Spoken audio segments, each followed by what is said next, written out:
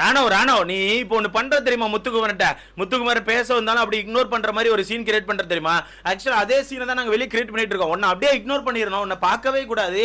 ஏன்னா லைவ்ல நீ பண்ற விஷயங்கள்லாம் ஒரு மாதிரி இங்க இருக்க ஆட்கள்லாம் இரிட்டேட் பண்ணிட்டு இருக்குன்னு சொல்லிட்டு உன்னை இக்னோர் பண்ணதா ட்ரை பண்றோம். ஆனா சேனல் என்ன பண்ணுது, அப்பப்போ உன்னை தூக்கி காட்டிடுறாங்க. ஓகேவா? ஆனா நீ ஒன்னு பண்ற தெரியுமா? நல்லா எவ்வளவு பேர் நோட் பண்ணீங்கன்னு தெரியல ப்ரோ. அந்த வீட்டுக்குள்ள யாராவது ஒருத்தர் முத்து ஆப்போசிட் பண்ணி ஏதாவது ஒரு வாரத்துல முத்துக்கு ஆப்போசிட்ல பேச ஆரம்பிச்சிட்டா அந்த வாரம் கண்டிப்பா நம்ம ராணுவமே முத்துக்கு ஆப்போசிட்ல ஏதாவது வேலையை பார்ப்பான், கண்டிப்பா பார்ப்பான்.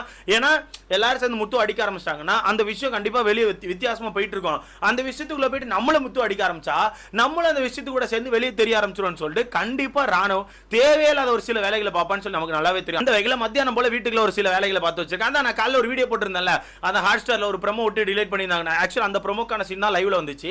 ஒண்ணுமே இல்ல ப்ரோ. அங்க முத்துக்குமார் வந்து மைக்கு தப்பா போட்டிருந்திருக்கான். மேல இருந்து பிக் பாஸ் வந்து சொல்றாரு மைக்க சரியா போடுங்கன்னு சொல்லிட்டு சொன்னோன்னே இன்னைக்கான ஹவுஸ் இன்சார்ஜா இருக்க சௌந்தர்யா என்ன பண்றாங்கன்னா ராணுவுக்கு வந்து ஒரு பனிஷ்மெண்ட் கொடுக்குறாங்க. என்ன பனிஷ்மெண்ட் தெரியுமா?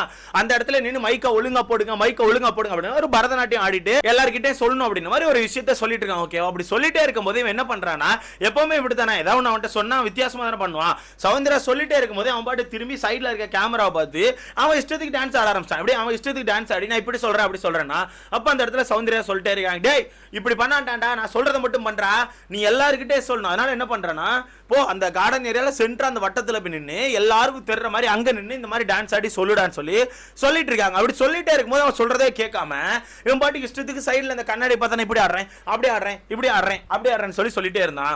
அந்த இடத்துல சௌந்தர்யா கடுப்பாயிட்டே சொன்னா புரிஞ்சுக்கோடா, அங்க பண்றான்னு சொல்லிட்டு இருக்கும்போது சைடுல இருந்து என்ன பண்ணுவான் முத்துக்குமரன் கீழ இருந்து, டேய் நீ என்ன பண்ற, எல்லார்கிட்டவே இந்த மாதிரி ஆடி காமி, ஓகே எல்லார்கிட்டயும் ஆடி காமிச்சு சொல்லு அப்படி சொல்லுவான். ஓகேவா?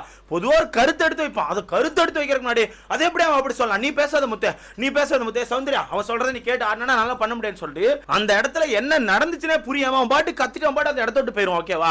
அப்ப சௌந்தர்யா இங்க இருந்து கூப்பிடுவான், இங்க வாடா நான் தானே உனக்கு பனிஷ்மெண்ட் கொடுக்குறேன், நீ பண்ற நான் சொல்றதை பண்றேன்னு சொல்ல அவன் சொல்றான் என்னால பண்ண முடியாது, அவன் சொன்னா நீ ஆடுவியா, அவன் சொன்னா நீ பண்ணுவியான்னு சொல்லிட்டு என்னத்தலாம கத்திட்டு அந்த இடத்த விட்டு கிளம்பி போயிட்டே இருக்கான். இங்க பாத்துட்டு இருந்த முத்துக்குமார் என்ன பண்ணுவான், கடுப்பா எந்திரிச்சு கத்த ஆரம்பிச்சாடா, இங்க வாடா சும்மா பேசிட்டே இருக்காங்க போயிட்டு இருக்காங்க, என்ன பிரச்சனை அப்படி சொல்லிட்டு இங்க இருந்து முத்துக்குமார் எந்திரிச்சு கத்துவான். எந்திரிச்சு கத்தும் போது ராணுவ ஒரு சீனை போட்டு உள்ள போனே திருப்பி வரும். ஓகேவா? திருப்பி வரும்போது இங்க இருந்து சவுந்தர் இருந்து கத்திட்டே இருப்பாங்க, நான் ஹவுஸ் இன்சார்ஜ், நான் சொல்றதை நீ கேளுங்க, வா நான் சொல்றதை நீ பண்ணணும், ஓகே நான் சொல்றதை இங்க கேளுன்னு சொல்லி கூப்பிடும் போது அங்க இவன் என்ன சண்டை போட்டான்னு இவனுக்கே மறந்து என்ன பண்றான் தெரியுமா, சவுந்தர்கிட்ட சண்டைக்கு போறான். சவுந்தர் நீ பண்ண தப்பு, நீ அப்படி சொல்லிருக்கூடாது, நீ அப்படி பண்ணிருக்கூடாது, அவன் சொல்றதை ஏன் நீ கேட்டு என்ன பண்ண சொல்றேன்னு சொல்லிட்டு சவுந்தர பண்ணாத ஒரு விஷயத்தை எடுத்துட்டு வந்து சவுந்தர்கிட்ட வந்து சண்டை போட்டுட்டு இருக்கான். அப்போ சவுந்தர வந்து டேய் அப்படி நான் பண்ணவே இல்லைன்னு சொல்லிட்டு இருக்கோம். அங்க இருந்து நடந்து வந்துட்டு இருக்கான். ஓகேவா? அங்க இருந்து ராணுவ நடந்து வந்துட்டு இருக்காங்க. நடந்து வரும்போது முத்துக்குமரன் போயிட்டு இங்க பாரு ராணுன்னு சொல்லிட்டு பேச ட்ரை பண்றான். இவன் ஒண்ணு அவன் பேச வரும்ல, அவன் பேச எட்டி கூட பார்க்க மாட்டேங்க, நான் அவன் பேச வரும்ல, நான் சவுந்தர்கிட்ட தான் பேச வந்திருக்கேன், நான் வந்து ஹவுஸ் இன்சார்ஜ்ல தான் பேச வந்திருக்கேன். ஓகேவா? நான் அவன் பேச வரும்லன்னு சொல்லிட்டு ஒரு மாதிரி இக்னோர் பண்ண ட்ரை பண்றான். அப்ப அந்த இடத்துல முத்துக்குமரன் டென்ஷன், இந்த விஷயம் தான் பண்ணாத ரொம்ப கேவலமா இருக்கு, இப்படி பண்ணாது சரியா, நான் அவன் பேச வரல, மதிச்சு பேசு, அப்படி உனக்கு பேச விருப்பம் இல்லையா, நான் அப்புறம் பேசுறேன்னு சொல்லி நான் கிளம்பி போயிட்டே இருப்பேன். அதை விட்டு இந்த இக்னோர் பண்ற மாதிரி ஒரு சீன் கிரியேட் பண்ணாத, பார்க்க அசிங்கமா இருக்குன்னு சொல்லிட்டு அவன் உட்காந்து கத்த ஆரம்பிச்சா நான் தான் அவன் பேசல, எனக்கு உன்ட்ட பேச விருப்பம் இல்ல முத்து சரியா அப்படின்னு சொல்லிட்டு ஒரு மாதிரி இது பண்ணுவான். அந்த இடத்துல முத்து கடுப்பாய் போயிடும். அந்த இடத்துல பாப்பா முத்து கடுப்பாய் போயிடும். இல்ல சவுந்தர்யா போட்டு உரிச்சு எடுத்துருவாங்க. அப்படியே சவுந்தர்யா போட்டு உரி மானகிட்ட உரியா இருக்கும். டேய் நான் தாண்டா அவனை சொன்னேன், முத்துக்குமரன் சொன்னதை கேட்டு நான் வீட்டுக்குள்ள போய் நீ பண்ணுன்னு சொன்னடா, அப்படி எதுவுமே சொல்லலையா, நான் என்ன சொன்னேன், கார்டன் ஏரியால அதை பண்ணு தாண்டா சொன்னேன், அதுக்கு முன்னாடி உன் இஷ்டத்துக்கு ஏதோ கத்திட்டு போயிட்டே இருக்கேன், நான் சொன்னடா அவன்ட்டேன்னு சொல்லிட்டு போட்டு பெருத்து இருக்காங்க. இவன் என்ன பண்ணேன்னு தெரியாம, இல்ல அவன் அப்படி சொன்னான், இவன் அப்படி சொன்னான், டேய் யார் சொன்னா என்னடா, சவுந்தர்யா தான் ஹவுஸ் இன்சார்ஜ் இன்னைக்கு. அப்ப சவுந்தர்யா என்ன சொன்னாங்க, கார்டன் ஏரியா சென்ட்ரல்ல ஆடுனாங்க, அதை பண்ண வேண்டியதானே கேட்கேன். அதுக்குள்ள முத்து வந்து சொன்னா, முத்து நீ இப்படி பண்ணதே இல்லையாப்பா, நீ இப்படி பண்ணதே இல்லையா, நான் அன்னைக்கு காலைல வீடியோல இந்த விஷயத்தை மென்ஷன் பண்ணியிருந்தேன். நேத்து பவித்ரா அவர்கள் வந்து ஹவுஸ் இன்சார்ஜா இருந்திருப்பாங்க. அப்போ தீபக் அண்ணன் ஒரு பனிஷ்மெண்ட் கொடுத்திருப்பாங்க. அந்த பனிஷ்மெண்ட் அப்ப அவரும் சேம் இதே மாதிரி தான் வாசல்ல சென்ட்ரா நின்று பவித்ராட்ட கேட்பாங்க, என்ன பண்ணு சொல்லுங்க நான் பண்றேன்னு சொல்லும் போது சைட்ல இருந்து விஷால் ஒரு பாயிண்ட் எடுத்து கொடுப்பான்.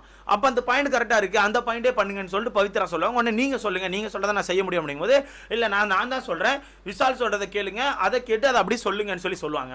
உடனே விஷால் சொல்றதை கேட்டுட்டு தீபக் அண்ணன் சொல்ல போகும்போது சைட்ல இருந்து நம்ம ராணுவ இருக்காப்புல, ராணுவ குறுக்க வந்து நீங்க இதை எப்படி பண்றீங்க, இந்த ராஜாங்கம் டாஸ்க்ல ஒண்ணு பண்ணீங்கல்ல படை தளபதி மாதிரி, அந்த மாதிரி பேசுங்க, அப்படி அந்த மாதிரி தமிழ்ல பேசி சொல்லுங்கன்னு சொல்லி அவனே வாலண்டியர் உள்ள வந்து ஒரு கருத்து கொடுப்பான்.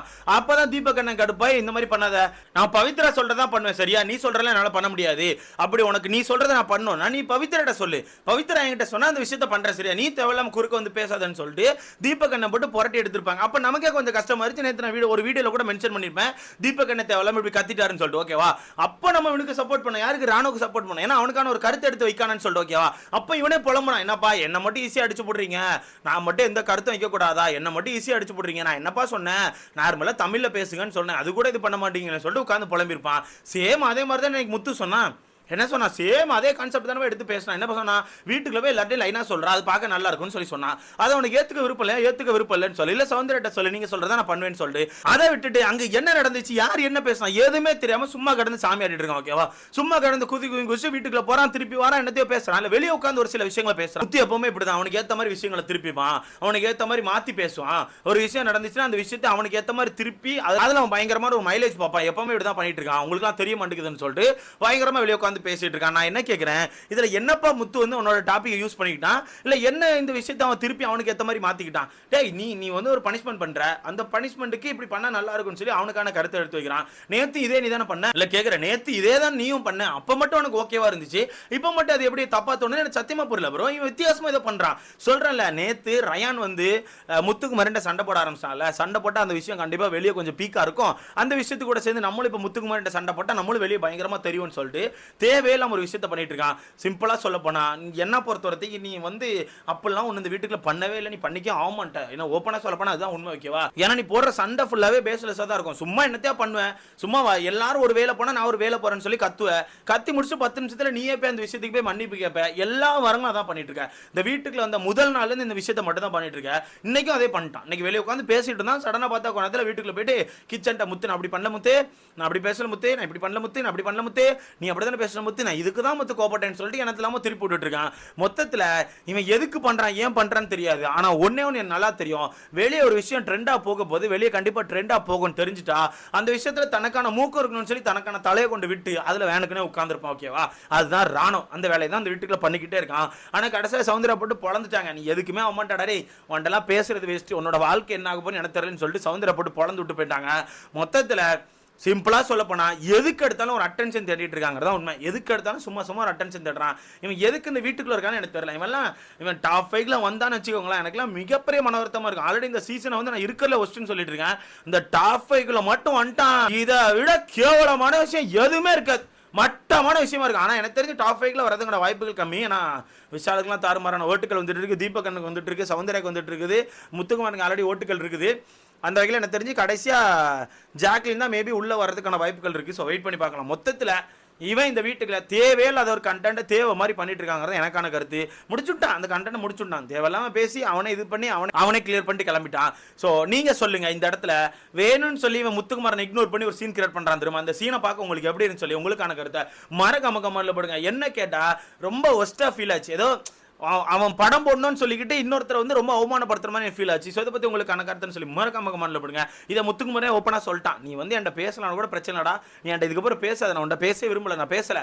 ஆனால் அந்த இக்னோர் பண்ணுற மாதிரி ஒரு சீன் போட தெரியுமா, அது நல்லா இல்லை, அது அசிங்கமாக இருக்குது. ஸோ அந்த விஷயத்தை மட்டும் பண்ணாதுன்னு சொல்லிட்டு ஓப்பனாக உடச்சிட்டே கிளம்பிட்டான். மொத்தத்தில் ஏதோ ஒன்று பண்ணுறான்னு உட்காந்து என்னத்த பண்ணுறான்னு தெரியல, ஏதோ ஒன்று பண்ணிட்டு இருக்காங்க. இதை பற்றி உங்களுக்கான கருத்துன்னு சொல்லி மறக்காம கமெண்ட்ல போடுங்க. ஆனால் ராணுக்கு ஏற்றாலும் நம்ம சௌந்தர்யா மட்டும்தான் அட்டி ராணோ ஈஸியாக பொழந்து விட்டுறாங்க. அவன் சௌந்தர்யா கத்த ஆரம்பிச்சாலும் இவன் பேச மாட்டேங்க, அமைதியா பக்குன்னு உட்காந்துக்கிறான், ஓகேவா? மற்ற யார் பேசினாலும் சண்டைக்கு போயிட்டு இருக்கான். சௌந்தர்யா பேசினா நோ சத்தமே வர மாட்டேங்குது, அவ்வளோதான், அப்படியே மாட்டிக்கிட்டு முழிக்கிறான் அப்படிங்கிறத உண்மை. ஸோ இதை பற்றி உங்களுக்கான கருத்துன்னு சொல்லி மறக்காம கமெண்ட்ல போடுங்க. அடுத்த